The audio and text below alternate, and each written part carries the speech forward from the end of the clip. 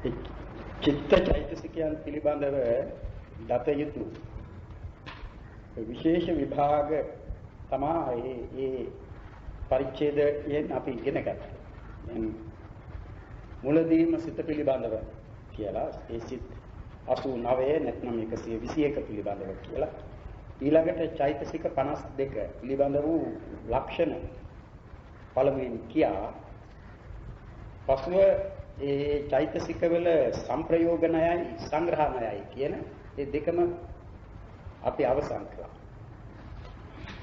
ඒයින් අවසන් වුණා ඒ පසුගිය දිනෙහි අභිධර්මාර්ථ සංග්‍රහයේ චෛතසික සංග්‍රහ විභාගයේ නම් වූ දෙවෙනි පරිච්ඡේදය. දැන් කියන්නට තිබෙන්නේ තුන්වෙනි පරිච්ඡේදය. ඒ තුන්වෙනි පරිච්ඡේදයත් මේ චිත්ත චෛතසික පිළිබඳ වූම එකක්.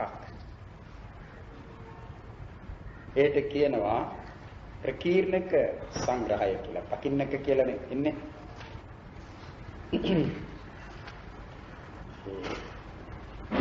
ඒ අවසානයේදී කියනවා ඉති අභිධම්මත්ත සංග්‍රහයේ පකින්නක සංඝහ විභාගෝ නාම පතියෝ පරිච්ඡේද.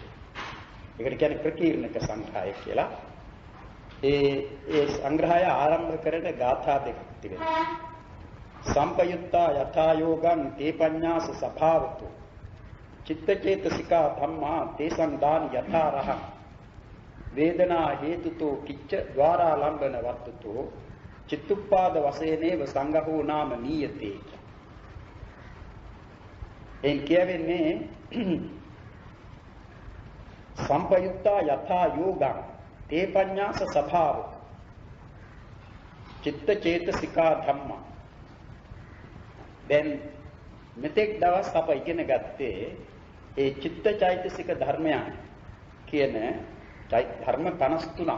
ඒකයි මේ ස්වභාව වශයෙන් 53ක් වූ ඔවුනොවුන් සංප්‍රයුක්ත වන්නා වූ කියන්නේ එකට යෙදෙන සිත චෛතසිකයන් සමගත් චෛතසික සිත් සමගත් යෙදෙන බවනේ අප ඉගෙන ගත්තේ අර සංප්‍රයුක්ත වෙනවයි කියලා. දැන් සංපයුක්ත ප්‍රත්‍යය කියලාත් එකක් පසුව අපට ඉගෙන ගන්නට ලැබෙනවා. එහිදී ගන්නේ චිත්ත චෛතසික කියන මේ කොටස් දෙක. සිත චෛතසික සමගත් චෛතසික සිත සමගත් එකට බැඳී උපදන ධර්ම. ඒ සිත චෛතසිකයන් සමග තිබෙන ඒ සම්බන්ධය දක්වන්නේ සතර සංප්‍රයෝග ලක්ෂණයන්ගේ වස්තේ. එකවර ඉදීම එකවර නිරුද්ධ වීම ඒ සිත ගන්නා අරමුණම ගැනීම සිත සමග එකටම සිත අසුරු කරන වස්තුවම අසුරු කිරීම කියන ඒ සංප්‍රයෝග ලක්ෂණ හතරක් කියේ. අන්න ඒ සංප්‍රයෝග ලක්ෂණ හතරකින් යුතුව සිතත් සමග එකට බැඳී උපදනා වූ ඒ ධර්ම සිතත් සමගම ගත්තාම ස්වභාව වශයෙන් ධර්ම 53ක්. සිත එක ධර්මයක්. එහි තියෙනවා ස්වභාවයක්. එහි ස්වභාවය මොකක්ද? අරමුණු දැන ගැනීම. අරමුණු දැන ගැනීම ලක්ෂණය සිතයි කියලා අපි ඉගෙන ගත්තේ. ඒ සිතේ ස්වභාවය තමයි. ඒ චෛතසිකයන්ට ඔවුනොවුන්ට අයත් ස්වභාවයන් තිබෙනවා. පස්සේ අරමුණ ස්පර්ශ කිරීම, වේදනාව අරමුණු රස දැනීම ආදී වශයෙන් ඒ එකිනෙකට වෙන වෙනම ස්වභාවයක් නැත්නම් ලක්ෂණයක් තිබෙනවා. අන්න එහෙම ඔවුනොවුන් අයත් ලක්ෂණයන්ගේ වශයෙන් 53ක් වූ ඒ චිත්තචෛතසික ධර්මයන්ගේ සුදුසු පරිද්දෙන් දැන් කියන්නට යන්නේ තවත් සංග්‍රහයක්. ඒ සංග්‍රහය තමයි ඒ ඊළඟ ගාථාවෙන් කියන්නේ වේදනා හේතුතෝ කිච්ච ద్వාරා ලම්බන වත්තුතෝ චිත්තුප්පාද වශයෙන්ව සංඝහෝ නාම නීයති. ඒ චිත්තෝත්පාදයන්ගේ වශයෙන් මේ සංග්‍රහය නැත්නම් මේ කොටසෙහිදී මේ පරිච්ඡේදෙහිදී තවත් සංග්‍රහයක් දක්වනවා. කොටස් කොට වෙන්කොට දක්වනවා ඒ සිතා චෛතසික වේදනා වශයෙන් හේතු වශයෙන් කෘත්‍ය වශයෙන් ద్వාර වශයෙන් ආරම්මන වශයෙන් හා වස්තු වශයෙන් එයයි මේ ප්‍රකීර්ණක සංග්‍රහයට ඇතුළත් වුණා. දැන් අපි සිත 89ක් ඉගෙන ගත්තා. ඒ සිත 89 වේදනාවන්ගේ වශයෙන් බෙදා දක්වනවා මේ සංග්‍රහයෙහි. අපි සිත් වේදනා වශයෙන්ද නම් කෙරෙන බැවින් ඒ බොහෝ සිත් වේදනා වශයෙන්ම නම් කෙරෙනවානේ.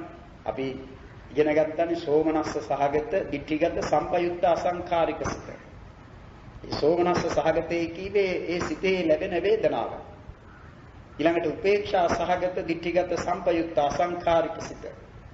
ඒ උපේක්ෂා සහගතේ කියන එකෙන් දැක්වුවේ ඒ සිත සමග යෙදෙන වේදනාව. දුක්ඛ සහගත කාය විඥානය. ඒ දුක්ඛ සහගත යනුවෙන් දැක්වේ දුක්ඛය කීවේ දුක්ඛ වේදනාව. සුඛ සහගත කාය විඥානය. ඒ සුඛ වේදනාව. ඒ සිතේ ලැබෙන වේදනාව. අන්න ඒ විදිහට හැම සිතක්ම යම් කිසි වේදනාවකින් යුක්තයි. වේදනාවෙන් තොර වූ සිතක් ලැබෙන්නේ නැහැ. අන්න ඒ නිසා ඒ වේදනාවගේ වශයෙන් සිත් බෙදා ගන්නවා. ඉතින් වේදනාව කොතෙක් තිබෙනවද? වේදනාවක් තිබෙනවා මේ සංග්‍රහයේදී අප දැනගන්නවා වේදනා පහක් කියලා. මේ ප්‍රකීර්ණක සංග්‍රහයේහි වේදනා සංග්‍රහයේදී වේදනාව පස්වැදෑරුම් කොට දැනගන්න. අපි මුලදීමත් දැනගෙන තිබෙනවා වේදනාවේ තිබෙන ඒ ප්‍රභේදයක්. එක ප්‍රභේදයක් තමයි අනුභවන භේදය කියන්නේ. ආරම්මන රසානුභවය, අරමුණු රස විඳීම, අරමුණු රස අනුභව කිරීම වශයෙන් වේදනාව තුනකටයි බෙදෙන්නේ. සුඛ, දුක්ඛ, උපේක්ෂා කියලා. තව ඒ කායික මානසික වශයෙන් සුඛ සෝමනස්ස කියා කායික වශයෙන් වේදනාව සුඛ වේදනාවය කියලා ගන්නවා. මානසික වශයෙන් සෝමනස්ස වේදනාවය කියලා. ඒ වගේම කායික වශයෙන් දුක්ඛ වේදනාවක් ගැන කියන අතර මානසික වශයෙන් දෝමනස්ස වේදනාවක්. උපේක්ෂා වේදනාව පිළිබඳව එහෙම විශේෂයක් නැහැ. දැන් එහෙම වේදනාව බෙදාගත්තම ඒ වේදනාව දක්වන්නේ ඉන්ද්‍රිය බෙහෙදේ කියලා. ඒ ඉන්ද්‍රිය බෙහෙදේ කියලා ඒකට කියන්නේ බුදුරජාණන් වහන්සේ මේ ධර්ම ඉන්ද්‍රිය වශයෙන්ද බෙදා දක්වා තිබෙනවා. අප මීට කලින් දැනගෙන තිබෙන කරුණක්නේ ස්කන්ධ, ආයතන, ධාතු, ඉන්ද්‍රිය ඒ විදිහට බුදුරජාණන් වහන්සේ ඒ ධර්ම බෙදා දැක්වුවයි කියලා. ඒ ඉන්ද්‍රිය වශයෙන් බුදුරජාණන් වහන්සේ ඉන්ද්‍රිය 22ක් දේශනා කරලා තිබෙනවා. දෙවිසි ඉන්ද්‍රිය. ඉන්ද්‍රිය 22ක් දක්වලා. දැන් ඒ 22කින් පහක් තමයි අපි මේ චක්ඛුඉන්ද්‍රිය, සෝතිඉන්ද්‍රිය, ගානින්ද්‍රිය, ජීවඉන්ද්‍රිය, කායිඉන්ද්‍රිය කියලා ගන්න. අස්කන්නාසාදී ඉන්ද්‍රිය පහ. ඒ ඉන්ද්‍රිය දේශනාවේදී ඉන්ද්‍රිය වශයෙන් දැක් වූ ධර්ම පහක් තමයි. ඒ වගේම වේදනාවත් ඉන්ද්‍රිය දේශනාවෙහිදී පහක් වශයෙන් දේශනා කර තිබෙනවා. සුඛේන්ද්‍රිය, දුක්ඛේන්ද්‍රිය, සෝමනස්සින්ද්‍රිය, දෝමනස්සින්ද්‍රිය, උපේක්ඛේන්ද්‍රිය කියලා. අන්න ඒම ගත්තම වේදනාවේ තිබෙන එක භේදයක් තමයි ඉන්ද්‍රිය භේදය. ඒ ඉන්ද්‍රිය භේදයෙන් වේදනාව පස්වැදෑම. දැන් එතකොට වඩාත්ම මේ සියුම් බෙදීම අනුභවන වශයෙන් වේදනාව බෙදීමද ඉන්ද්‍රිය වශයෙන් වේදනාව බෙදා දැක්වීමද කියන මේ කාරණේ ඉදිරිපත් වුණොත් අපට පිළිතුරු වශයෙන් දෙන්නට තිබෙන්නේ ඉන්ද්‍රිය වශයෙන් බෙදීම වඩා සියුම් බෙදීමයි කියලා. ඒ මොකද වේදනාව අනුභවන වශයෙන් තුනක් තිබියදී ඉන්ද්‍රිය භේදෙහිදී පහක් කොට දක්වනවා. එතකොට තුන පහක් වශයෙන් දැක්වීම වඩා සියුම් බෙදීමක් නේ. අනේ නිසා ඒක ඊට අර අනුභවන භේදයෙන් බෙදීමට වඩා සියුම්. දැන් විඳීමේ කියන එක කායික වේවා මානසික වේවා එතන තිබෙන්නේ විඳීමක්. ඒ නිසා ඒ කායික හෝ මානසික සුවය සැප විඳීමක් කියලා ගන්න. නමුත් මෙතෙන්දී ඉන්ද්‍රිය භේදයේදී කායික සුඛය වෙනවා මානසික සුඛය වෙනමක් දක්වනවා. කායික සුඛය සුඛ නාමයෙන්ම දක්වා මානසික සුඛය සෝමනස්ස කියන නාමයෙන් දක්වා. ඒ වගේමයි කායික දුක්ඛය දුක්ඛ වශයෙන්ම වදාරා මානසික දුක්ඛය දෝමනස්ස කියලා. අනේ මේ භේදය අනුයි මේ සංග්‍රහයේදී ඒ සිත් බෙදා දක්වන වේදනාවස්. ඊළඟට තිබෙනවා හේතු.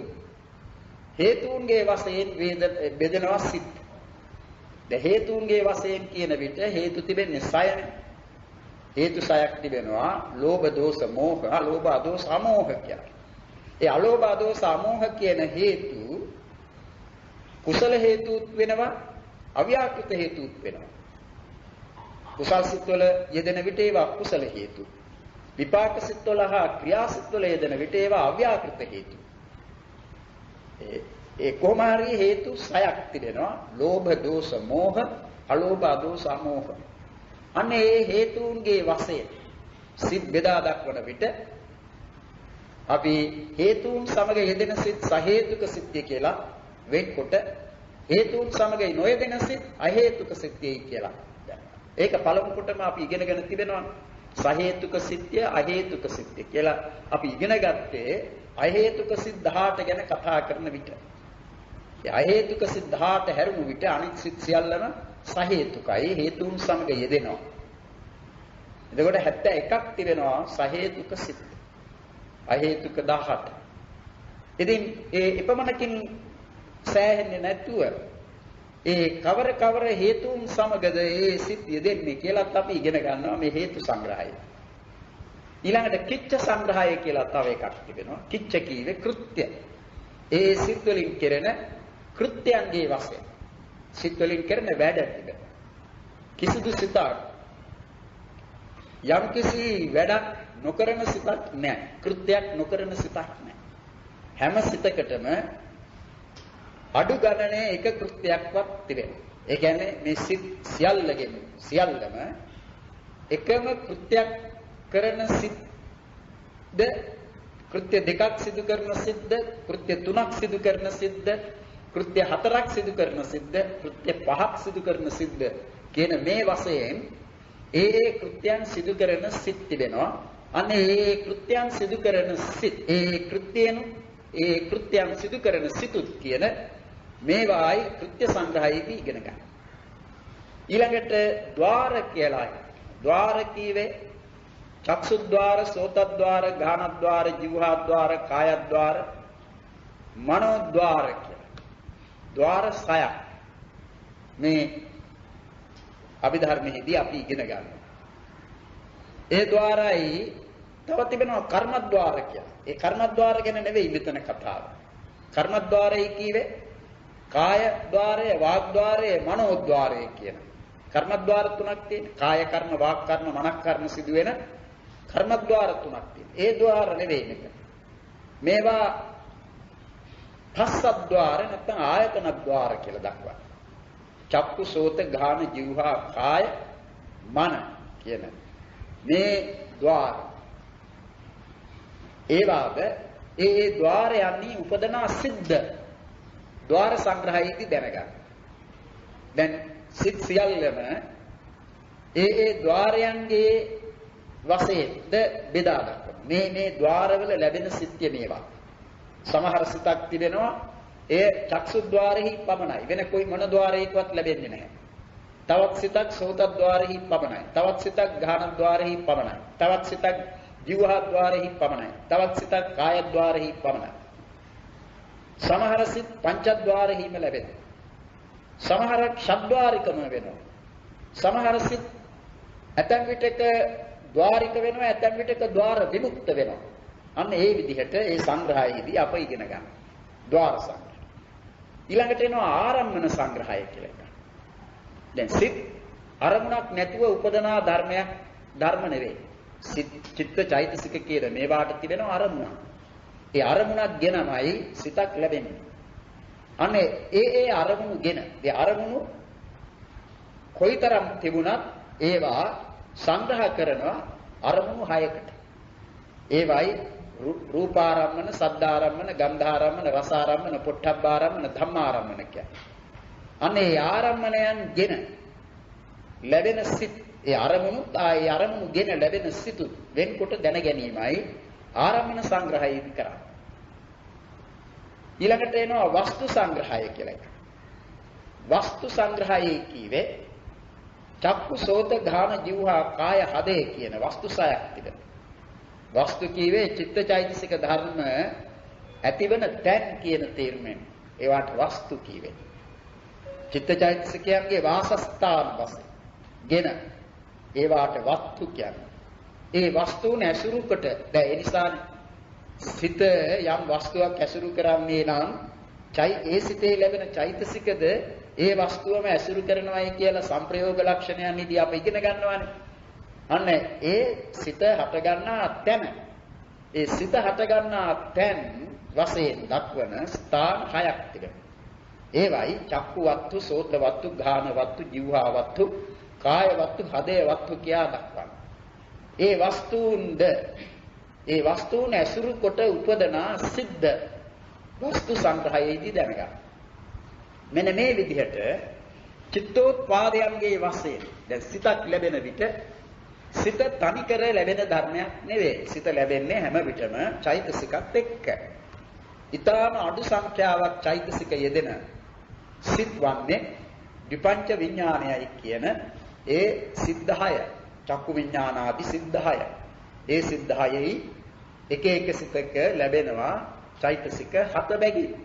ඒ 7 නම් සබ්බචිත්ත සාධාරණ චෛතසික 7යි. ඒ ඊටාම අඩු සංඛ්‍යාව චෛතසික ලැබෙන සිත්.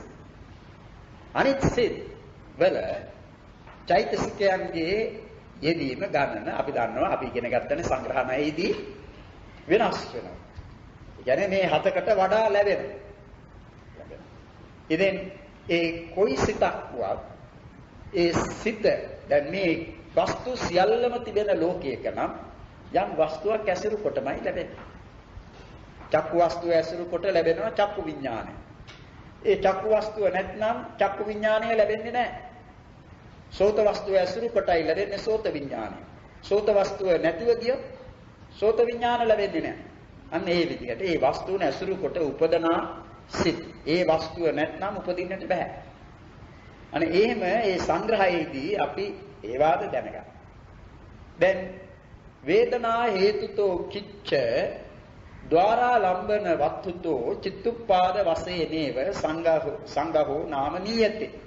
ඒ සංග්‍රහය ගෙනහැර දක්වනවා මේ වශයෙන් වේදනා වශයෙන් හේතුන්ගේ වශයෙන් කෘත්‍යයන්ගේ වශයෙන් ద్వාරයන්ගේ වශයෙන් ආරම්මණයන්ගේ වශයෙන් හා වස්තුන්ගේ වශයෙන්. ඒකයි දැන් අපට ඉගෙන ගන්නට තිබෙන්නේ. ඒ වේදනා සංග්‍රහය නම් සංග්‍රහයේදී වේදනාව තුන් වැදෑරුම් කියනවා. ත්‍රිවිධා වේදනා. ඒකයි. තත්ත්ව වේදනා සංග්‍රහයේතාව ත්‍රිවිධා වේදනා. එහි වේදනා සංග්‍රහයෙහි වනාහි ත්‍රිවිධයි වේදනාව නැත්නම් වේදනාව තුන් වැදෑරුම් වේ. සුඛං දුක්ඛං අදුක්ඛම සුඛං චේති. සැපය දුකය අදුක්ඛම සුඛය කියන්නේ උපේක්ෂාවේ කියන්නේ.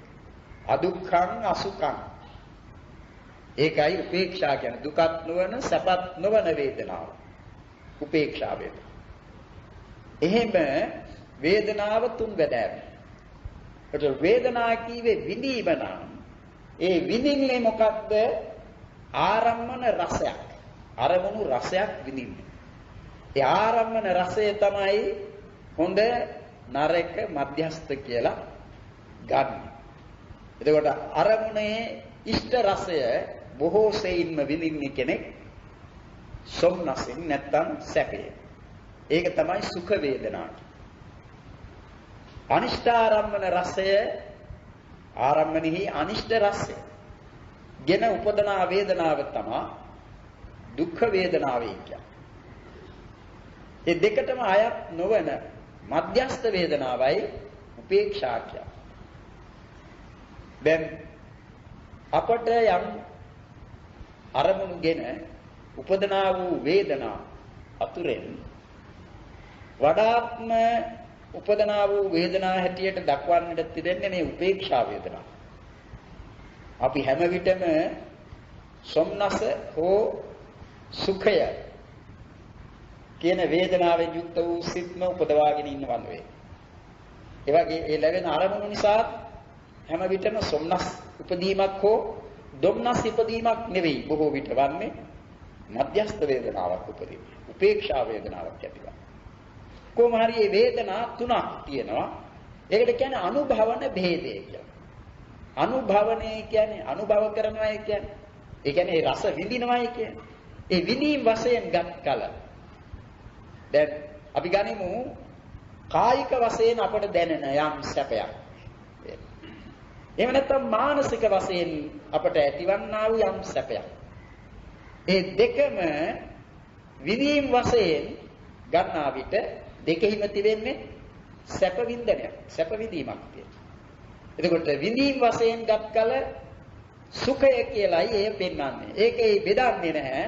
මේ කායික සුඛයයි මේ මානසික සුඛයයි කියලා. එහෙම බෙදීමක් නොකොට සියලුම සැප වේදනා සුඛ වේදනා වශයෙන් ගන්නවා. ඒකයි අනුභවන වේදේදී කරන්නේ. ඒ වගේම සියලුම දුක් වේදනා ඒ කායික වේවා මානසික වේවා. ඒ දුක් වේදනා අනුභවන වේදයෙන් එකම දුක් වේදනාව කොට ගන්න. දුක් වේදනා. ඒක කායික දුක් වේදනාවක් විය හැකි, මානසික දුක් වේදනාවක් විය හැකි. වෙනසක් නොකොට ඒ දෙකින්ම කෙනෙකු විඳින්නේ දුකක්. අනේ දුක් විඳින් වශයෙන් දෙකම අනුභවන වශයෙන් එක වේදනාවක්. අර ඒ මානසික කායික කියන ඒ ભેදයේ නොගෙන දුක් විඳීමක් සේගත් කල එතන තිබෙන්නේ විඳීම දුක්ඛය. දුක විඳීම. ඒ නිසා ඒ අනුභවන වශයෙන් ගත් කල ඒ දුක් වේදනාවේ කියලා එකක්ද. කායික වශයෙන් උපේක්ෂා වේදනාවක් දක්වන්නේ නැහැ. කායික වූ උපේක්ෂාවක් දක්වන්නේ නැහැ. කායික වශයෙන් ඇතිවන්නා වූ වේදනාව එක්කෝ සුඛ වේදනාව නැත්නම් දුක්ඛ වේදනාව. ඒ කායික වශයෙන් මධ්‍යස්ථ වේදනාවක් දක්වන්නේ නැහැ. උපේක්ෂා වේදනාවක් දක්වන්නේ නැහැ. ඒ නිසා ඒ කායික වේදනාව සුඛ දුක්ඛ කියන මේ දෙක හැර වෙන එකකට ඇතුළත් වන්නේ නැති බව තේරුම් ගන්නට ඕන. එතකොට උපේක්ෂා වේදනාව වශයෙන් යම්තාක් ඒ උපේක්ෂා වේදනාවන්ගෙන් යුක්ත වූ ධර්ම වේන මේ ඔක්කොම සිත් හායේ සිත් සමගේදන චෛතසික උපේක්ෂා වේදනාවයි. අනේ එහෙම සුඛ දුක්ඛ උපේක්ෂා වශයෙන් වේදනාව තුනක් කොට බෙදෙන කල්හි කායික සුඛය මානසික සුඛය කියන දෙකම එකක් කොට ගන්නා බැවින් සුඛ වේදනාවෙන් යුක්ත වූ සිත් 63ක් කියලා දැනගන්න. සුඛ වේදනාවෙන් යුක්ත අනුභවන වශයෙන් වේදනාව බෙදා වේදනාව අනුව සිත් බෙදෙන කල්හි සුඛ වේදනාවෙන් යුක්ත වූ සිත් 63ක්.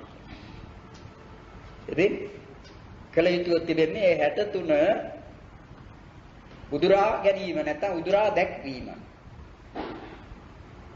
මුලදීම අප ඉගෙන ගත්තේ අකුසල් සිත්. ඒ අකුසල් සිත් වල ලැබෙන සෝමනස්ස සිත් තිබෙනවානේ කීයද? 4ක්. ඒ සෝමනස්ස සහගත, ditthිගත, සම්පයුක්ත ආදි වශයෙන් අප ඉගෙන ගත්ත සොම්නස් සහගත සිත් 4ක්. අන මේ අනුභවන වශයෙන් වේදනාව බෙදෙන කල්හි බෙදා ගන්න කල්හි සුඛ වේදනාවට ඇතුළත් කරන සිත් 4ක් ඒත්. ඊළඟට අහේතුකෙහිදී සෝමනස්ස සිත් ලැබුණා. සෝමනස්ස සම්තීරණය, සෝමනස්ස හසිතුප්පාදය කියලා දෙකකුත් සුඛ සහගත කාය විඥානය කියලා එකක්. මේ තුනම ගන්නේ සුඛේයිලා මේ අනුභවන ભેදයෙන් ගන්නා විට. ඒ නිසා එය සුඛේයිලා ගත්තම එතනත් සිත් තුනක් තිබෙනවා.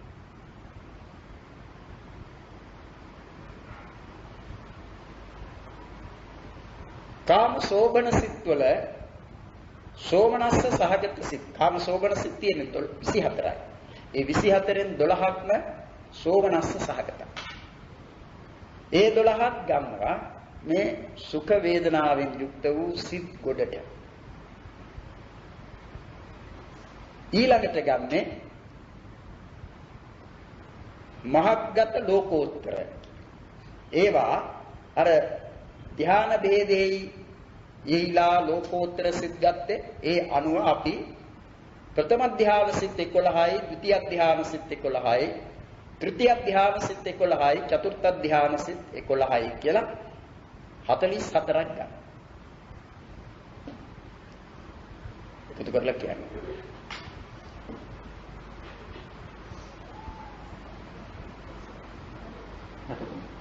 අන්න ඒ සිත් 63 තමයි සුඛ සහගත සිත් කියන්නේ. මේ අනුභවන භේදයෙන් සුඛ වේදනාවට ඇතුළත් වන සිත් 63 ගන්න එහෙමයි.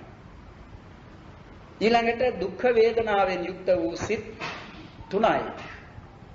ඒ තුන නම් දෝමනස්ස සහගත සිත් 2යි, දුක්ඛ සහගත කාය විඥානයයි කියන ඒ සිත් 3. උපේක්ෂා වේදනාවෙන් යුක්ත වූ සිත් 55ක් තිබෙනවා. ඒ 55 අකුසල් වල ලැබෙන උපේක්ෂා වේදනාවෙන් යුක්ත සිත් 6යි. ලෝභ මූලයේ 4යි, මෝහ මූලයේ 2යි. 6යි. අහේතුක සිත් 18ෙහි උපේක්ෂා වේදනාවෙන් යුක්ත වූ සිත් 14ක් තිබෙනවා. ඒකට 20යි. කාම සෝභනෙහි උපේක්ෂා සහගත සිත් 12යි. 32යි නේ. ඊළඟට අර මහග්ගත ලෝකෝත්තර සිත් වල උපේක්ෂා වේදනාවෙන් යුක්ත වූ සිත් වශයෙන් ගන්නේ පංචම ධ්‍යාන සිත්. ඒ පංචම ධ්‍යාන සිත් 23යි.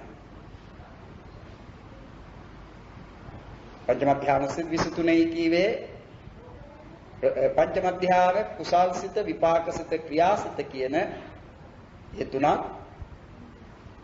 අරූපාවචර සිත් 12ත් එතකොට 15යි. පංචම ධ්‍යාන සම්ප්‍රයුක්ත ලෝකෝත්තර සිත් 8යි. එතකොට මේ 55 හරියයි. ඒ විදිහටයි අනුභවන වශයෙන් වේදනාව බෙදන විට වේදනාව තුන් වැදෑරුම්, ඒ තුන් වැදෑරුම් වේදනාවට ඇතුළත් කරන සිත් කෙසේද? සිත් කොහොමද ඇතුළත් කරන්නේ? සුඛ වේදනාවෙන් යුක්ත සිත් 63යි, දුක්ඛ වේදනාවෙන් යුක්ත සිත් 3යි, උපේක්ෂා වේදනාවෙන් යුක්ත සිත් 55යි. දැන් ඉන්ද්‍රිය භේදයෙන් වේදනාව පස්වැදෑරුම් වනහි මෙයින්මයි ඒ ඉන්ද්‍රිය භේදයට සිත් වෙන් කරන්නට තිබෙන්නේ. ඉතින් අපි දන්නවා කායික සුඛය නැත්නම් සුඛ සහගත කාය විඥානයත් අනුභවන භේදයෙන් වේදනාව දක්වන තැනදී සුඛ වේදනාව කියලා ගත්තා. එයට සොම්නස් සිත් 62ක් ඇතුළත් කළා. දැන් මේ දෙක වෙන් කරන එකයි තිබෙන්නේ. ඉන්ද්‍රිය භේදයෙන් වේදනාව සුඛ වේදනා, සෝමනස්ස වේදනා, දුක්ඛ වේදනා, දෝමනස්ස වේදනා, උපේක්ෂා වේදනා. එදින් සුඛ වේදනාවෙන් යුක්ත සිත් 1යි. ඉන්ද්‍රිය භේදයෙන් ගන්නා විට 1යි. එනම් සුඛ සහගත කාය විඥානය. සෝමනස්ස වේදනාවෙන් යුක්ත සිත් 62යි. අර 63න් එකක් ගත්තාම ඉතිරි වෙන 62. දුක්ඛ වේදනාවෙන් යුක්ත සිත් 1යි. දුක්ඛ සහගත කාය විඥානය. දෝමනස්ස වේදනාවෙන් යුක්ත සිත් 2යි. දෝමනස්ස සහගත පටිඝ සම්ප්‍රයුක්ත අසංඛාරික සිත, සසංඛාරික සිත කියන ඒ සිත් දෙක. උපේක්ෂා වේදනාවෙන් යුක්ත සිත් 55 අර කලින් මෙන්ම ගත යුතු ඒ ගණන. ඒකයි වේදනාව වශයෙන් සිත් බෙදා ගන්නවා.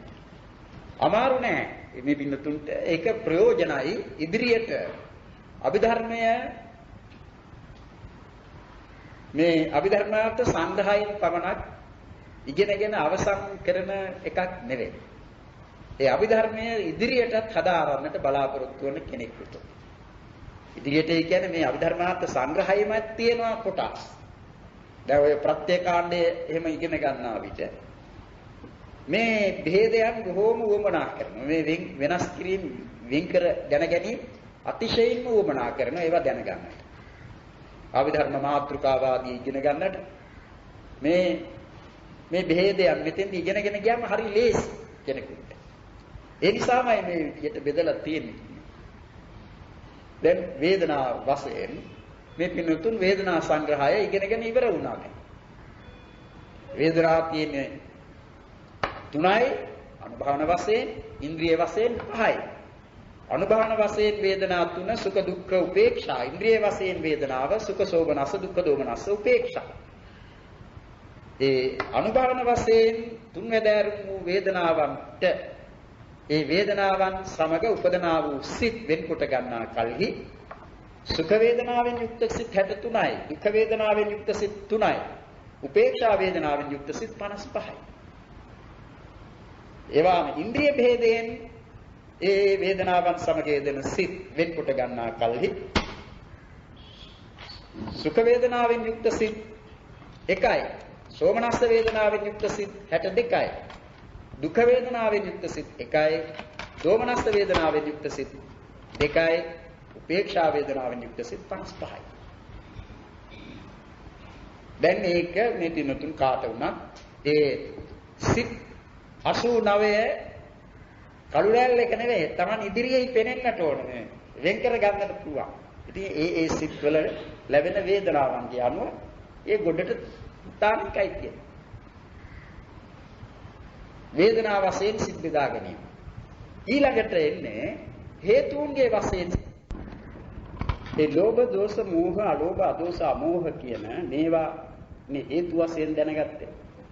ඉතින් අපට දැනුම් මේ සංග්‍රහය කියන්නට මේ සංග්‍රහය එහි එන හේතුන්ගේ වශයෙන් සිත් බෙදා ගැනීම කරන්නට පළමුව වුවත් අපට ඒ හේතුන්ගේ වශයෙන් සිත් බෙදිලා පෙනෙන්නට ඕන. අපි දන්නවා ලෝභ මූල සිත් කියන ඒවා ඉගෙන ගත්තා. ඒ ලෝභ මූල සිත් ඉගෙනගෙන අපි චෛතසික සංග්‍රහයේදී ඒ චෛතසික කවර සිත්වල ලැබෙනවද කියලා ඉගෙන ගත්තානේ. ඒ ඉගෙන ගන්නා විට අපි මෝහාදී චෛතසික 4 හැම අකුසල් සිතකම ලැබෙනවයි කියලා ගත්තා. ලෝභය ලෝභ මූල සිත්වල ලැබෙනවයි කියලා ගත්තා. ද්වේෂය ද්වේෂ මූල සිත්වල ලැබෙනවයි. දැන් මේ ලෝභ දෝෂ මෝහ ලෝභය ලෝභ මූල සිත්වල, ද්වේෂය ද්වේෂ මූල සිත්වල, මෝහය අකුසල් සිත් 12යි. එතකොට ලෝභ මූලයේයි ලෝභ මූල සිත්වල ලැබෙන චෛතසික හේතුන්ගේ වශයෙන් දක්වන විට හේතු අරගෙන දක්වන්නේ නැහැ. නැත්නම් හේතු නාමයෙන් ගන්නා චෛතසිකයේ ලෝභ දෝෂ මෝහ කියන මේ හේතුන්ගේ වශයෙන් ගත්තම මොන හේතුද ලෝභ මූල සිතෙහි ලැබෙන්නේ කියන එක අපට පේන්නේ. මොනවද ලැබෙන්නේ? ලෝභයයි මෝහයයි.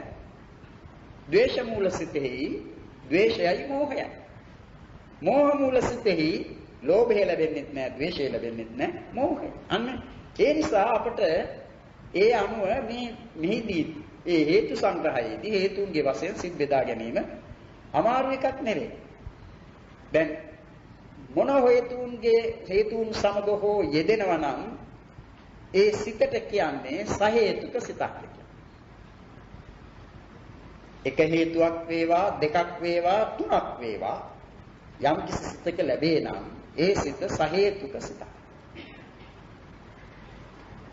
ඒ සහේතුක සිත් ඒ නිසා අපි තවත් ප්‍රභේද කරනවා. ඒක හේතුක සිත්ය, ද්වි හේතුක සිත්ය, ත්‍රි හේතුක සිත්ය. සහේතුක වූයේ හේතුන් සමග යෙදෙන බැරි. ඒ හේතුන් සමග යෙදෙන සිත් වල සමහර සිත් වල යෙදෙන්නේ එක හේතුවයි. සමහර සිත් වල හේතු දෙකක් යෙදෙනවා. සමහර සිත් වල හේතු තුනක් යෙදෙනවා. එතන එක හේතුවක් යෙදෙන සිත ඒක හේතුක සිතක්. හේතු දෙකක් යෙදෙන සිත ද්වි හේතුක සිත. හේතු තුනක් යෙදෙන සිත ත්‍රි හේතුක සිත. අපි දන්නවනේ අකුසල් සිත් වල කුසල හේතු යෙදෙන්නේ නැහැ. කුසල් සිත් වල අකුසල හේතු යෙදෙන්නේ නැහැ. ඒක අපි දන්නවා. ඒ නිසා ඒ ලෝභ ආදී අකුසල් සිත් හේතු යෙදෙන හේතුන්ගේ වශයෙන් බෙදා ගන්න අමාරු නෑ. අපි මුලදීම දැනගන්නේ මේ හේතු 6 ගැන. ඉතින් ඒ හේතුසය පිළිබඳ වූ විස්තර අමුතුවෙන් කිව යුතු නැහැ. ලෝභය පිළිබඳවත්, ද්වේෂය පිළිබඳවත්, මෝහය පිළිබඳවත්, ඒ වගේම අලෝභය, අද්වේෂය, අමෝහය කියන ඒ තුන පිළිබඳවත් අපි චෛතසික සංග්‍රහයේදී දැනගත්ත බැහැ. ඒවාට හේතු කීවේත් මොන කරුණක් නිසාද කියන එකත් ඒ සුප්පතිප්පිත භාව සාධනය කියන එක ගැන අප කතා කරලා තිබෙනවානේ. ඒ අනුව තේරුම් ගන්නට ඕනේ ඒවාට හේතු කීවේ ඇයි? ඒ හේතුන්ගේ වශයෙන් සිත් බෙදෙන විට හේතු සමග යෙදෙන සිත් සහේතුක සිත්, හේතුන් සමග නොයෙදෙන සිත් අහේතුක සිත්. අහේතුක සිත් 18ක් ඉගෙනගෙන තිබෙන බැවින් සහේතුක සිත් 71ක් කියලා අපි දැනගන්නවා. දැන් ඒවායින් තමයි බෙදා ගන්නට තිබෙන්නේ. අහේතුක සිත් පිළිබඳව ඒවා වෙන් කළාම එහි මොනවද හේතු යෙදෙන්නේ? මොනවත් නැහැනේ. ඒ නිසා අහේතුක සිත් 18ක් තිබෙනවා පැත්තට. සහේතුක සිත් 71ෙහි ඒ යෙදෙන හේතුන්ගේ වශයෙන් ඒවා බෙදා ගන්නට ඕන. දැන් ලෝභ මූල සිත් 8 ද්විහේතුක සිත්. යෙදෙන හේතුන් නම් ලෝභ මෝහ. ලෝභයයි මෝහයයි. දෝමනස්ස සහගත පටික සම්පයුක්ත අසංඛාරික සිත සසංඛාරික සිතේ කියන ද්වේෂ මූල සිත් දෙක. ද්විහේතුක සිත්. හේතු දෙකක් යෙදෙනවා. ද්වේෂයයි මෝහයයි. එතකොට අකුසල් සිත් ගොඩේ කියන්නේ සිත් 12න් 10ක්ම ද්විහේතුක සිත්. ද්විහේතුක 8ක් ලෝභයයි මෝහයයි කියන හේතු දෙක නිසා ද්විහේතුක වන අතර දෙකක් ද්වේෂයයි මෝහයයි කියන හේතු දෙක නිසා ද්විහේතුක වෙනවා. මෝහ මූල සිත් දෙක උපේක්ෂා සහගත විචිකිච්ඡා සම්පයුක්ත සිත, උපේක්ෂා සහගත උද්ධච්ච සම්පයුක්ත සිත කියන ඒ සිත් දෙක ඒක හේතුක සිත් දෙකක්. ඒක හේතුවයි යෙදෙන්නේ. චෛතසික තව තියෙනවා යෙදෙන චෛතසික අපි ඉගෙනගෙන තිබෙනවානේ. මේ හේතු නාමයෙන් වදාරා තිබෙන ඒ හේතු ධර්ම තිබෙන්නේ එහි එකයි. මොකක්ද හේතුව? මෝහය. මෝහය නැමැති අකුසල හේතුවක් සමගයි ඒ සිත් ලැබෙන්නේ. ඒ නිසා ඒ සිත් දෙක ඒක හේතුක සිත්. අපි ඉගෙනගත්ත සිත් පිළිවෙලින් ගන්නවා නම් අකුසල් සිත් 12 තමයි පළමුවෙන්ම කීවේ. ලෝභ මූල සිත් 8 ලෝභ මෝහ කියන හේතු දෙක යෙදෙන නිසා ද්විහේතුක වෙනවා. ද්වේෂ මූල සිත් දෙක දෝෂ මෝහ කියන හේතු දෙක නිසා ද්විහේතුක වෙනවා. මෝහ මූල සිත් දෙක මෝහය නැමැති එක හේතුවක් එකම හේතුව නිසා ඒක හේතුක වෙනවා. ඊළඟට අප ඉගෙන ගත්තේ අහේතුක සිත්. ඒවා අහේතුකයි. මේ ලෝභ ආදී හේතු කිසිවක් ඒ සිත්වල ලැබෙන්නේ නැති බැරි. ඊළඟට එන්නේ සහේතුක සිත් නැවතත් කාමසෝබන සිත්. ඒ කාමසෝබන සිත් වල ඥාන සංපයුක්ත සිත්යයි කියාගත් ඒ සිත් 12ම ත්‍රි හේතුකයි. ඥාන විප්‍රයුක්තයි කියා දැනගත් සිත් 12 ද්වි හේතුකයි. ඥාන සංපයුක්ත සිත් වල අලෝභ, අදෝස, අමෝහ කියන හේතු තුනම ලැබෙනවා. ඒ නිසා ත්‍රි හේතුකයි. ඥාන විප්‍රයුක්ත සිත් වල අලෝභ, අදෝස කියන හේතු දෙක ලැබෙනවා. අමෝහය ලැබෙන්නේ නැහැ. ඒ නිසා ඒ සිත් 12 ද්වි හේතුකයි. එතකොට කාම සෝබනයේයි ද්වි හේතුක සිත් 12යි ත්‍රි හේතුක සිත් 12යි. ඊළඟට එන්නේ මහග්ගත ලෝකෝත්තර සිත්. මහග්ගත සිත් 27ක් තිබෙනවා. ලෝකෝත්තර සිත් 8ක් තිබෙනවා. එකතු වුණාම 35ක් නේ. ඒ 35ම ත්‍රි හේතුක සිත්. ඒ 35ෙම තිබෙනවා අලෝභ, අදෝස, අමෝහ කියන හේතු තුන. එනිසා ඒ ත්‍රි හේතුක සිත්. ඒක කාම සෝබනයේහි ත්‍රි හේතුක සිත් 12යි. මාග්ගත ලෝකෝත්තර වල ත්‍රි හේතුක සිත් 35යි. කොහොම ත්‍රි හේතුකයි? ඒ නිසා 35යි. ඒ 35යි 12යි ගත්තම 47ක්. 47යි. ද්වි හේතුක සිත් අකුසල් වල 10යි. කාම සෝබනයේහි 12යි. එකතු වුණාම ද්වි හේතුක සිත් 22යි. ඒක හේතුක සිත් 2යි. දැන් ඒ බෙදීම ගත්තම අපි අහේතුකයෙන් පටන් ගත්තත් අහේතුක සිත් 18යි, ඒක හේතුක සිත් 2යි, ද්වි හේතුක සිත් 22යි, ත්‍රි හේතුක සිත් 47යි. එකතු වුණාම 89 සම්පූර්ණ වෙන්නට ඕනේ. එතකොට හරි. තේරුණානේ? ඊළඟට මෙන්න මේ සංග්‍රහය තමයි ටිකක් දැනගන්නට විශේෂයෙන් දැනගත යුතු සංග්‍රහයක්. ඒක වඩාත්ම හොඳ විදිය තමයි කළු ලෑල්ල එක ඒ ප්‍රස්තාර දක්වලා ඒ පිළිබඳව සාකච්ඡා කරන එක. කිච්චේ කීවේ කෘත්‍යයන්ට. කෘත්‍ය. කිච්ච කියන්නේ කෘත්‍ය කියන්නේ. මේ සිත් වලට කළ හැකි නැත්නම් සිත් වලින් කරනු ලබන කෘත්‍ය 14ක් දක්වනවා. කෘත්‍ය 14ක්. ඒ මොනවද? පළමුවෙන්ම යම් කිසි භවයක ඒ ස්කන්ධ පංචකය පිළිබඳ වූ පහළවීමක් නිතිබෙන්නේ. ඒ නිසා ඒ භවයේහි පළමුවෙන්ම සිතකින් කෙරෙන කෘත්‍යය තමයි පටිසන්ධි කියන්නේ. පටිසන්ධි කෘත්‍යය කීවේ යම් කිසි භවයකින් යම් කිසි තැනකින් කියන්නේ භවය කියන එක කාම භව, රූප භව, අරූප භව, සංඤී භව, අසංඤී භව, නේව සංඤී, නාසංඤී භව, ඒකවෝකාර භව, චතුෝකාර භව, පංචවෝකාර භව කියන මේ වශයෙන් භවය බුදුරජාණන් වහන්සේ වෙන්කොට වදාරා තිබෙනවා. ඒ හැම එකකින්ම වදාරා තිබෙන්නේ ඒ විදිහේ ભેදයක් දක්වා තිබෙන්නේ මේ ස්කන්ධ පංචකය හෝ ඒ ස්කන්ධ පංචකයෙන් ඒක දේශයක් හෝ ලැබෙන ඒ භූමි වලට සම්බන්ධ ස්කන්ධයන් පිළිබඳවමයි. දැන් කාම භූමියයි කියන්නේ කාම භූමියට ඇතුළත් වනවා. අපි යටින් පටන් ගත්තොත් අවීචයේ පටන් පරිනිර්මිත වසවර්තිය දක්වා වූ ඒ සියල්ලම ඇතුළත් වෙනවා කාම භූමියට. ඒක අපි කියනවා 11 වැදෑරුම් කාම භූමියයි. සතර අපාය, මිනිස් ලෝක, දෙව්ලොව සය. කාම භූමිය.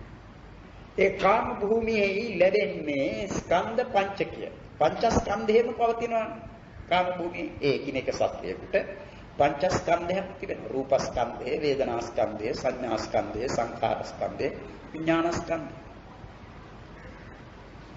ඊළඟට ඒ කාම ලෝක රූප ලෝකෙහි අසඤ්ඤ සත්වය හැර අනිත් බ්‍රහ්මයන්ට පංචස්කන්ධයක් තිබෙනවා. රූප, වේදනා, සංඥා, සංඛාර, විඥාන. අරූප ලෝකෙහි අරූප භවෙහි රූප නැහැ. ඒ නිසා රූපස්කන්ධ නැහැ. එහි ලැබෙන්නේ වේදනා, සංඥා, සංඛාර, විඥාන කියන සතර නාමස්කන්ධ. දැන් ඒ අසඤ්ඤ සත්වෙහි ලැබෙන්නේ රූපස්කන්ධයේ පමණයි. ඒ ප්‍රතිසන්දි සිත් පිළිබඳව කතා කරන විට අසඤ්ඤ සත්වය එන්නේ නැහැ ඒ කතාවට. මක් නිසාද? ඒ භවයේ සිතක් ලැබෙන්නේ නැති නිසා. ප්‍රතිසන්දියේ කීවේ යම් කිසි භවයකින් චුතව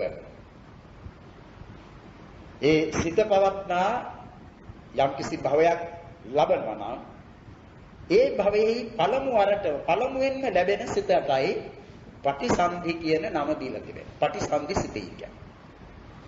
ඒ පටිසන්ධි සිත විපාක සිතක්.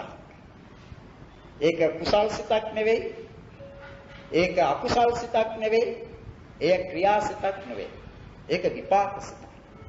විපාක සිතක් වෙනවා නම් ඒ විපාකය එක්කෝ කුසලයක විපාකයක්, එහෙම නැත්නම් අකුසලයක විපාකයක් වෙන්නට. අකුසලයක විපාකයක් නම් ප්‍රතිසන්දි වශයෙන් ලැබෙන්නේ එහෙනම් මේ උපත ප්‍රතිසන්දිය ලැබෙන්නේ නිර්යාදී සතර අපායයි.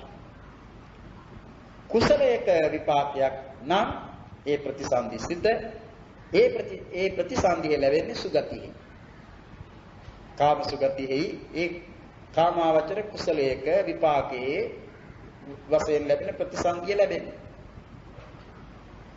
ධානයකින් නොපිරිහි කාලක්‍රියා කොට ධාන කුසලයක් උපදවාගෙන ඒ ධානය පිරිහා ගන්නේ නැතුව ඒ නොපිරිහි කාලක්‍රියා කළොත් ඒ ධානයට අනුරූප විපාකය ප්‍රතිසන්දි වශයෙන් ලැබෙනවා. ඒ අනුරූප බ්‍රහ්ම ලෝකයේ භූමියේ. අන්න එහෙම ප්‍රතිසන්දිසිත කියන්නේ ප්‍රතිසන්දි කියන වචනේ තේරුම ගැළපීම කියන එක. සන්ධි කිරීම. මොනවද මේ සන්ධි කරන්නේ? ගිලිහුණු භවයත් වර්තමානයේ ලබන භවයත් කියන මේ දෙක සම්බන්ධ කරන සිත කියන තේරුමෙන් ඊට ප්‍රතිසන්දි කියන්නේ. ඒ ප්‍රතිසන්දිසිත ගිය જાතියේ මරණාසන්න අවස්ථාවේදී විපාක දීමට එළඹ සිටි කර්මය නිසා ඇතිවන විපාක සිත. ප්‍රතිසන්දිස. අන්න එහෙම ඒ විපාක සිතක් වූ ඒ ප්‍රතිසන්දි කෘත්‍යවත්ව ලැබෙන විපාක සිත් සියල්ලම තියෙනවා 36ක්. විපාක සිත් 36යි. ඒ 36න් හතරක්ම ලෝකෝත්තර විපාක ඵල සිත් 4. ඒවායි ප්‍රතිසන්දි ආදී ඒ කෘත්‍ය නැහැ. ඒ ප්‍රතිසන්දි භාංග චුති කියන ඒ කෘත්‍යයේ සිත්වල ලැබෙන්නේ නැහැනේ. ඒ අපි ඉගෙන ගන්නවා ඉදිරියට. ප්‍රතිසන්දි කෘත්‍යවත් සිත් වෙන්නේ 19ක්. 19ක් සිත් ටිකට. ඒ 19 අපි සිත් ගැන ඉගෙන ගන්නා විට ඉගෙන කතා කරලා තිබෙනවා. ඒ දෙකක් අපි මුලදීමත් කිව්වා මේ සංග්‍රහණයෙහිදීත් අපි ඒ පිළිබඳව සඳහන් කළා. ඒ මනෝ ධාතුත්තිකා හේතුක පටිසන්ධි යුගලේ ඡන්දපීති විරිය වජ්ජිතා කියන ඒ සංග්‍රහ පාඨෙහි එනවා මනෝ ධාතුත්තිකා ටික අහේතුක පටිසන්ධි යුගලේ අහේතුක ප්‍රතිසන්ධි යුගලේ කියලා. අහේතුක ප්‍රතිසන්ධි සිත් දෙක. ඒ ප්‍රතිසන්ධි නමින්ම ඒක දක්වලා තිබෙනවා. ඒ සිත් වලට වෙන කෘත්‍යයක් තිබෙනවා. අන්න ප්‍රතිසන්ධි කීවේ මරණාසන්න අවස්ථාවේදී විපාක දීමට එළඹ සිටි කර්මය නිසා අනතුරු ආත්ම භාවයෙහි පළමුවෙන්ම ලැබෙන විපාක සිත. මේ කර්මයෙන් උපදවන සිතක්. නැත්නම් මේ කර්මය නිසා ලැබෙන සිතක්. ඒ කියන්නේ අපි කියන්නේ දැන් සුගතියේ උපන්න අය, දුගතියේ උපන්න අය කියනකොට අපි ඒකට සම්බන්ධ කරන්නේ කුමක්ද? කර්මයෙන් සම්බන්ධ කරන්නේ. අකුසල කර්මය නිසා දුගතියට ගියේ. කුසල කර්මය නිසායි සුගතියට ගියේ. එතකොට කුසල කර්මය නිසා සුගතියෙහි ලැබෙනවා ප්‍රතිසන්දිය. අකුසල කර්මය නිසා දුර්ගතියෙහි ලැබෙනවා ප්‍රතිසන්දිය. ප්‍රතිසන්දිය කියවේ මේ කර්මය නිසා ලැබෙන විපාක. කර්මය නිසා ලැබෙන විපාක සියල්ලම ගත්තම ඒ ලෝකෝත්තර විපාක හැර ලෞකික විපාක තිබෙනවා 32ක්. ලෞකික විපාක 32යි නේ අපි ඒවා ඉගෙනගෙන තිබෙනවා. ඒ ලෞකික විපාක 32 අතුරෙන් 19ක් පවණයි මේ ප්‍රතිසන්ධි කෘත්‍යය සිදු කරන්නේ. ප්‍රතිසන්ධි කෘත්‍යවත් විපාක සිත් දෙන්නේ 19ක්. ඒ ප්‍රතිසන්ධි කෘත්‍යය ගැන ඉගෙන ගන්නා විට පළමුවෙන්ම තේරුම් ගත යුතුයි කුමක්ද මේ ප්‍රතිසන්ධි කෘත්‍යය කියන එක. ඒක තේරුම් ගන්නට ඕන. ඊළඟට දැනගන්නට ඕනේ ඒ කෘත්‍යය සිදු කරන සිත් මොනවාද? කොයිතරම් සිත් තිබෙනවද? කොපමණ සිත් තිබෙනවද? ඒ සිත් ගණන තේරුම් ගන්නට නම් අමාරු නෑ. ඒ ගණන් කර ගන්නට 19. මේ ප්‍රතිසන්ධි කෘත්‍යය කියන එක තේරුම් ගැනීම ටිකක් අමාරුයි. ඒ අමාරු නිසා තමයි වෙන කරුණු අතින් බොහෝ දුරට නුවණ තිබුණු අයත් මේ ප්‍රතිසන්ධි කෘත්‍යය කියන මෙය පිළිබඳව හරි වැටහීමක් ඇති නුණු නිසා මෙතනින් තවත් දැනකට සත්වයා මාරු වෙනවයි එහෙම නැත්නම් මේ ආත්මය මාරු වෙනවයි ආදි වශයෙන් බොහෝ මේ දෘෂ්ටි වලට වැටුණා. දැන් මේ පිළිබඳව හොඳට උගන්වන තැනක් තමයි පටිච්ච සමුප්පාදෙහි එන සංඛාරපච්චය විඥානං. ඒ ගැඹුරු තැන තේරුම් ගන්නට බැරි වූ නිසා තමයි ඒ අය ඒ දෘෂ්ටි වලට වැටුනේ. ප්‍රතිසන්ධි කෘත්‍ය කියන එක තේරුම් ගත යුතුව තිබෙන්නේ අප කර තිබෙන යම්තා කර්ම වෙත්නම් ඒ කර්ම සියල්ලම එක පොදියකට එන්නේ නැහැ විපාක දෙන්නට ඊළඟ ආත්ම භාවය ලබා දෙන්නට. ඒ කර තිබෙන කර්ම අතුරෙන් යම් කිසි එක කර්මයක් තමා ඉදිරිපත් වන්නේ ඊළඟ භවය නියම කරන්නට.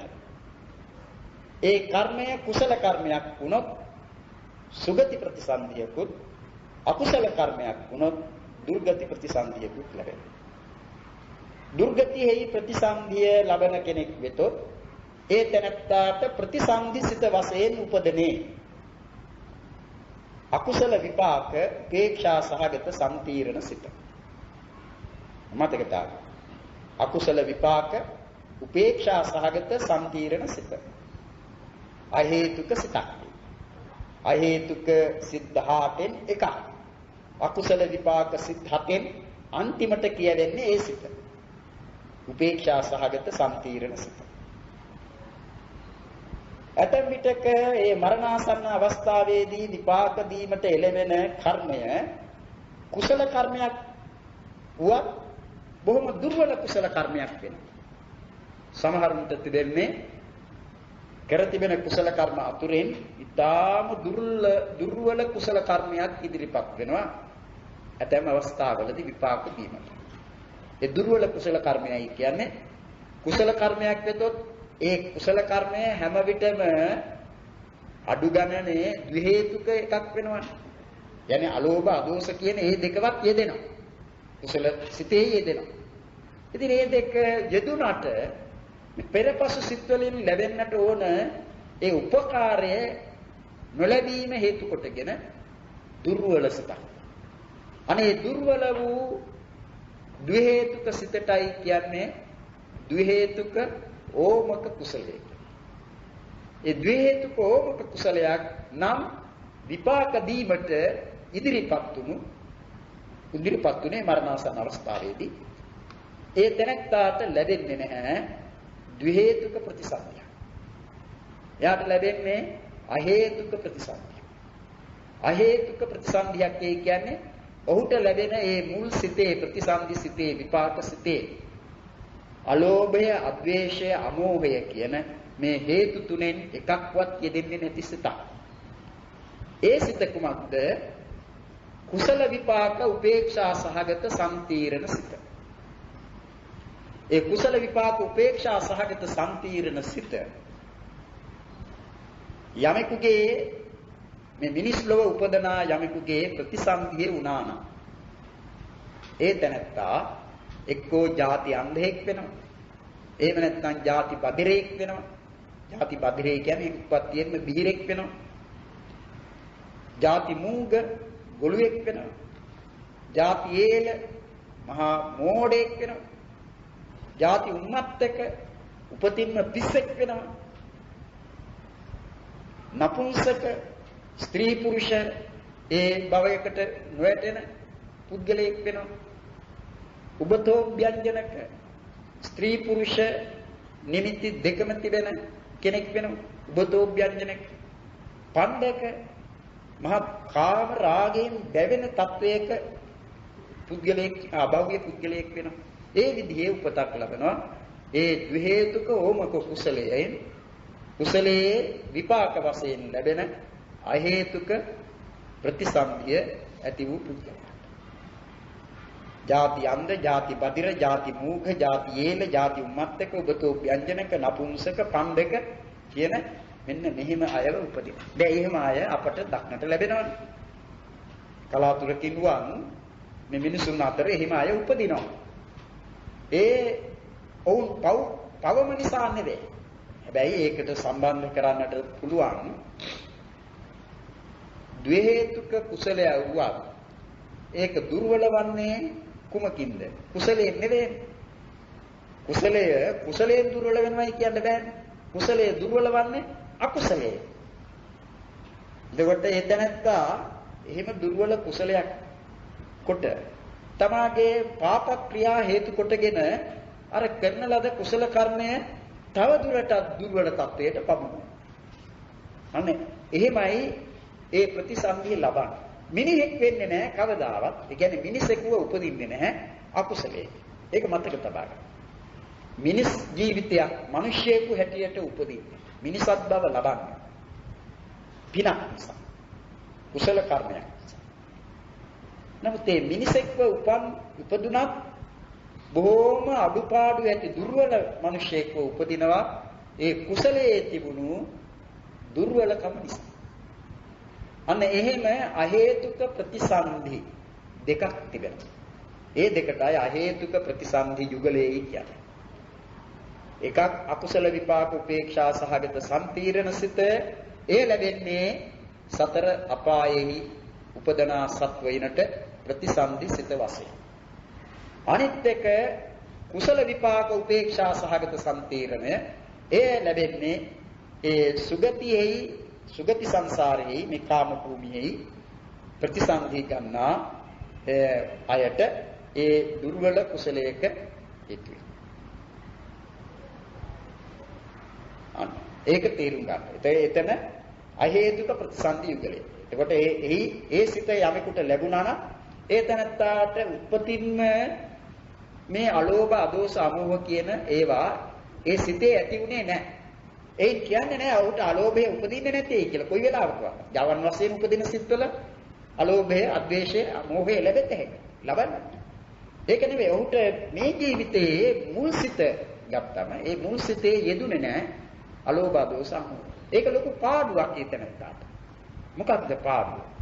මොනතරම් උත්සාහ කළා මේ ජීවිතයේදී ඔහුට අර උසස්ම තත්වයට නැග ගන්නට. කියන්නේ ධ්‍යාන, මාර්ග, ඵල කියන මේවා ලබන්නට බැහැ. අහේතුකේකට ලැබෙන්නේ නැහැ. දැන් සමහරු ඉන්නවනේ කලාතුරකින් සිදුවන සිද්ධීන් අපි දන්නවා අර මණ්ඩූක දිව්‍ය පුත්‍රයා නේ. ඒ මණ්ඩූක දිව්‍ය පුත්‍රයා ඉස්සෙල්ලා ඒ ගිය જાතියේ මැඩියේ. ඒ බුදුරජාණන් වහන්සේ ධර්ම දේශනා කරන ඒ ස්වරෙහි නිමිතිගෙන කන්‍යම් කරගෙන සිටින විට ඒ පැත්තට සිත යවා ගොපල්ලකුගේ ඒ කෙවිට ඇනිලා මරණයටපත් වුණා. හරියට නිදාගෙන සිටියෙකු අවදි වන්නාක් මෙන් මැරි උපන්නේ දෙව්ලොවනේ. දෙව්ලොව උපන්. ඒ මණ්ඩූක දිව්‍ය පුත්‍රයා පස බුදුරජාණන් වහන්සේ මුණ ගැසීමට ඇවිත් තමන්ගේ ප්‍රවෘත්තියක් කීවනේ. ඉතින් එහෙම අවස්ථා තිබෙනවා. දැන් එතන මණ්ඩූක දිව්‍ය පුත්‍රයා කියලා උපන් එක්කෙනා නෙවෙයි. මණ්ඩූකයා කියන්නේ මැඩියා. ඒ මැඩියා දුර්ගති අහේතුක ප්‍රතිසන්දිය ලක් කෙනෙක්. මැඩියයි කියන්නේ ස්ථිරසනෙක් නේ. ඒ දුර්ගති අහේතුක ප්‍රතිසන්දි. ඒ ප්‍රතිසන්දි සිතේ අලෝභ අදෝස අමෝහ නැහැ. මතක තබා ගන්න ඕනේ විපාක සිත්වල ලෝභ දෝෂ මෝහ කොයි සිතකවත් දෙන්නේ නැහැ. ලෝභ දෝෂ මෝහ යෙදෙන්නේ අකුසල් සිත්වල පමණයි. අකුසල විපාකයක උවත් ඒ ලෝභ මෝහ දෝෂ මෝහ යෙදෙන්නේ නැහැ. අලෝභ දෝෂ අමෝහ එහෙම නෙවෙයි. අලෝභ දෝෂ අමෝහ කුසල් සිත්වල යෙදෙනවා. විපාක සිත්වලත් යෙදෙනවා. ඒ විපාක සිත්වල යෙදෙන විට ඒවා කුසල් නෙවෙයි. එතකොට ඒවා විපාක. ඒ නිසා තමයි විපාක ක්‍රියා කියන දෙකම එකතු කොට අව්‍යාකෘතය කියන්නේ. ඉතින් ඒ මැඩියාව උපන් ඒ ජීවිතයේදී අලෝභ දෝෂ අමෝහ සහිත වූ ප්‍රතිසන්දිසිතක් නෙවෙයි. භවංග සිතත් එයින් යුක්ත නැහැ. නමුත් මේ ස්වරයේගෙන ඒට සිත යොමු කරමින් සිටින විට උපන්නේ කුසල්සිත. ඒ කුසල්සිතේ නුවණක් යෙදෙන්නට. ඊළඟට එතනින් මෙරි මේම හේතුවෙන් මේම විපාක දීමට හේතු වුණා ප්‍රතිසන්දියලත් අවස්ථාවේදී ත්‍රි හේතුක ප්‍රතිසන්දියක් ලැබුවේ. ත්‍රි හේතුක ප්‍රතිසන්දියක් ලැබුව නිසා තමයි බුදුරජාණන් වහන්සේගෙන් බණ අහලා සෝවාන් වුණේ. සෝවාන් වීමට පුළුවන්. ඒ ත්‍රි හේතුක ප්‍රතිසන්දියක් ලත් නිසා. අන්න එහෙම අවස්ථා හැර එහෙම නැත්නම් සාමාන්‍ය ගන්නා විට ඒ ත්‍රිසන් භවයකට ගිය කෙනෙකුට නැවත සුගතියකට එනවයි කියන එක අමාරු සිද්ධියක්. ওই විදිහේ විශේෂ අවස්ථාවක් යෙදුනේ නැත්නම්. ඉතින් ඒ අලෝභ, අදෝස, අමෝහ කියන මේ තුනෙන්ම යුක්ත වූ ප්‍රතිසන්දි සිත යමෙකුට ලැබුණා නම් තමා ඒ තැනත්තා ත්‍රි හේතුක ප්‍රතිසන්දිකයයි කියන්නේ. ත්‍රි හේතුක. එදින්ද අපි ගනිමු මෙහෙම. දැන් ප්‍රතිසන්ධි වශයෙන් ප්‍රතිසන්ධි කෘත්‍ය සිදු කරන සිත් තිබෙනවා 19ක්. ඒ 19න් දෙකක් අහේතුක ප්‍රතිසන්ධි. ඒ අහේතුක ප්‍රතිසන්ධි දෙකෙන් එකක් දුර්ගති අහේතුක ප්‍රතිසන්ධි, අනෙක සුගති අහේතුක ප්‍රතිසන්ධි. අකුසල විපාක උපේක්ෂා සහගත සම්තීරණයයි කුසල විපාක උපේක්ෂා සහගත සම්තීරණයයි. පිළිවෙලින් ගන්නට තියෙන්නේ එහෙම. ඊළඟට ද්වි හේතුක ප්‍රතිසන්ධි. ද්වි හේතුක ප්‍රතිසන්ධි තිබෙනවා 4ක්. ද්වි හේතුක ප්‍රතිසන්ධි කීවේ අලෝභ අදෝස කියන හේතු දෙක යෙදෙන විපාක සිතකින් ලබ් ප්‍රතිසන්ධිය. නැත්නම් ප්‍රතිසන්ධි සිත වශයෙන් උපන්නේ අලෝභ අදෝස කියන හේතු දෙකෙන් යුක්ත වූ විපාක සිතක් නම් ඒ ප්‍රතිසන්ධිය ද්වි හේතුකයි. ඉතින් ඒවා තමයි සෝමනස්ස සහගත ඥාන විප්පයුක්ත අසංඛාරික සසංඛාරික උපේක්ෂා සහගත ඥාන විප්පයුක්ත අසංඛාරික සසංඛාරික වශයෙන් දැක්වෙන විපාක සිත් 4. ඒ 4 යමෙකුගේ ප්‍රතිසන්ධි සිත වුණා නම් ඒ තැනත්තා සුගතියේ උපදින්නේ. ඒ සුගති ප්‍රතිසන්ධියක් ලත් ඒ තැනත්තාට තිබෙන පාඩුව කුමක්ද? උපතින්ම නුවණ ලැබුණේ නැහැ. උත්පත්තියේදී ලැබුණේ නැහැ නුවණ. ප්‍රතිසන්ධි නුවණ නැහැ. ඒ ප්‍රතිසන්ධි නුවණ නැති බව එම ලේසියෙන් දැනගන්නට බෑ. ඒකට කියන්නට තිබෙන්නේ ඒ තැනත්තා කොයිතරම් උත්සාහ කළත් මේ ජීවිතයේදී ඔහුට ධ්‍යාන ඉපදවා ගැනීම හෝ මාර්ගඵල ලැබීම හෝ කරන්නට නැහැ. හැබැයි තමන් කරන උත්සාහය නිසා මේ ජීවිතයේදී කරන උත්සාහය නිසා අනතුරු ආත්ම භාවයේදී ත්‍රි හේතුක ප්‍රතිසන්දිකේක වීමට ඒක කාරණයක් බාධාවක් වෙන්නේ නැහැ. අනේ එහෙම තේරුම් ගන්න. එතකොට එතන කීයද? 4යි කලින් 2යි 6යි. තව ත්‍රි හේතුක ප්‍රතිසන්දි, කාම ත්‍රි හේතුක ප්‍රතිසන්දි 4ක්. කාම ත්‍රි හේතුක ප්‍රතිසන්දි කියේ මේ කාම භූමිය පිළිබඳව කතානේ කාමාවචර විපාක.